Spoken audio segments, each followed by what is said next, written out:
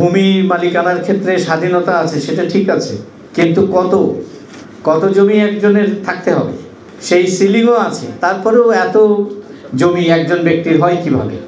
দুদকের কিছু সমস্যা আছে, যেটি ধরেন দুদক তো আর বিচ্ছিন্ন কোনো ইয়ে নয়, এটা হচ্ছে বাংলাদেশে বিরাজমান যে অবস্থা, সামাজিক বলেন রাজনৈতিক বলেন, তার ভিতরেই বাস করছে। এবং দুদকের নেতৃত্ব কমিশন যাদেরকে হিসেবে নিয়ে আসা হয়, কমিশনার চেয়ারম্যান হিসেবে, তাদেরকেও এইখান থেকেই নিয়ে আসা হয়। দুর্নীতির ব্যাপারটা ব্রিটিশ আমল থেকেই আছে। ব্রিটিশের যখন আপনার 1773-এর যে রেগুলেটিং অ্যাক্ট হলো, যখন পার্লামেন্ট সরাসরি হস্তক্ষেপ করলো, ব্রিটিশ পার্লামেন্ট ইস্ট ইন্ডিয়া কোম্পানির উপরে, তখনই ওই কথাগুলো আসলো যে কোম্পানির কোনো কর্মচারী কোনো রকম আপনার ঘুষ বা উপঢৌকন নিতে পারবে না, কোনো রকম প্রাইভেট ব্যবসা করতে পারবে না, কারণ তারা ওইগুলোতে খুব মেতে গিয়েছিল তখন।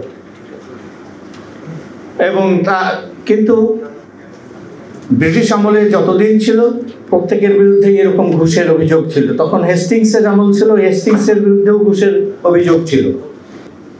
সেই কাণ্ডগুলোর ক্ষেত্রে পত্রিকায় বহুদিন, যদিও বলা হচ্ছে পত্রিকা অনেক দেরিতেই খবরটা প্রকাশ করেছে, আরও আগে করলে ভালো ছিল, যাই হোক, কিন্তু পত্রিকা যখন প্রকাশ হলো মার্চের শেষের দিকে, দুদকের কাজ ধরতে ধরতে এপ্রিলের 18-তে দাঁড়ালো।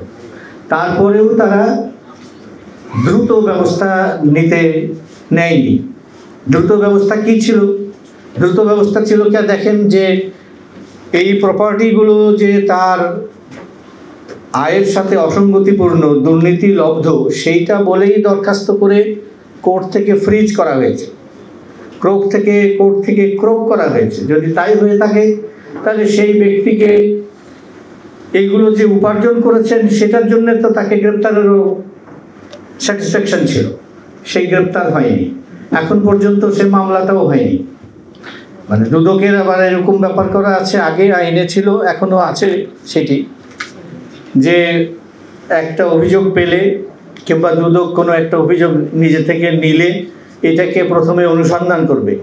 অনুসন্ধানের জন্য যদিও বা নির্দিষ্ট সময় দেওয়া আছে, কিন্তু আমাদের দেশে সময় অনুবর্তিতা বলে কোনো জিনিস তো নাই, কাজে এটা চলতে থাকে। অনেক দিন চলার পরে তারপরে মামলা করে, তারপরে আবার ওই একই জিনিস করে, মামলার পরে তদন্ত করে, তখন এভিডেন্স কালেক্ট করে। যারা আইনের ছাত্র তারা বুঝবে যে কোর্টে প্রডিউস করার জন্য তখন ফর্মালি এভিডেন্স কালেক্ট করে, এইগুলো লম্বা সময় লাগে। আমি করে এসেছিলাম যে যাতে করে এত লম্বা অনুসন্ধান করার দরকার না হয়, যদি কমিশনের কাছে ক্রেডিবল ইনফরমেশন থাকে, আপনার রিজনেবল সাসপিশন থাকে, তাহলে যেন সরাসরি মামলা করে নামতে পারে তদন্তে।